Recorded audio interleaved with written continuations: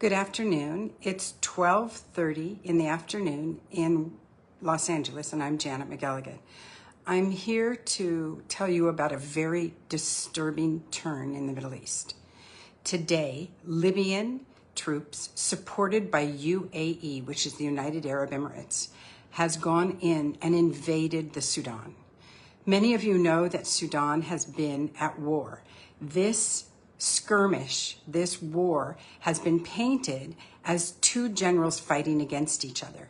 But now, with the imminent defeat of the Rapid Support Forces, which is a terrorist organization as determined by the United States and the United Nations, General Haftar, who has been funded by the United Arab Emirates to destabilize Libya, has now come in force into the Darfur region. I'm going to show you a map so that you can understand exactly what's going on, because this also destabilizes Egypt. So if you look at a map of the Middle East, what you see here is the UAE right here. You see the Red Sea and Egypt and Sudan. Libya has been taking money from the United Arab Emirates for years. And 5 years ago, InsightTurkey.com, 5 years ago, did an excellent story called The UAE's Disruptive Policy in Libya, where they describe, and they is the CIA, by the way, describe Mohammed bin Zayed as a man who thinks he's Machiavellian, but is more Mussolini. So you have the UAE, which is on the other side of Saudi Arabia, the other side of the Red Sea, using its money and influence to try and take the oil fields initially in Libya, buying and paying for General Haftar, who is a recognized warlord, recognized by the entire world, by the way, and now going in to support the terrorist group, the RSF, which is responsible for destroying the capital of Khartoum, destabilizing the Sudan, starting 2 years ago, in April 15th in 2023, and putting 25 million people at risk of starvation. So Mohammed bin Zayed, get the hell out.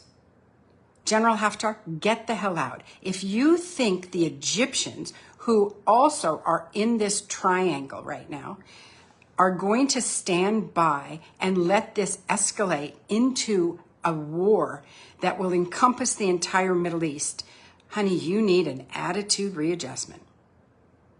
If you think that the Sudanese and the Egyptians will let the United Arab Emirates take control of the Suez Canal and therefore take control of all oil shipments, steal the resources from the people of Darfur, eliminate the people who are living there by enacting genocide, which is already a well-known tactic of Mohammed bin Zayed, because he feels it's a whole lot easier to take the land when nobody's living on it.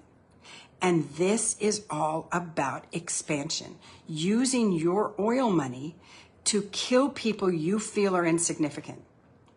And I'm in Los Angeles, and LA is pretty quiet at the moment. But I think it's pretty convenient and very telling what Jon Stewart said. Jon Stewart is an American comedian who said, they sent troops into LA to disturb the peace. Then he's talking about immigration and customs enforcement. And what were we talking about before this? We were talking about Elon Musk's allegations, dealing with the Epstein files. So now we're completely focused on immigration in the United States. We've taken our ball off of genocide and war, and we're looking at fomenting war in the United States. This is ridiculous. And I am saying that most Americans do not want to see this happen. Most Americans do not want to be responsible for starting a war on our soil. And I've heard from many of my military friends, because I come from a military family. My brother was military. My dad was Air Force for 20 years. My brother was Air Force for 20 years. My nephew teaches flight school for the Air Force. They don't want to come out against our citizens. This looks more like Haiti. This looks more like, the craziness that we say we don't want to see. So let's take a step back. Let's focus on stopping a real war. Let's focus on helping the Sudanese. Let's focus on helping the Egyptians. And let's focus on putting the UAE back where they belong. And it's on the other side of Saudi Arabia. Thank you so much.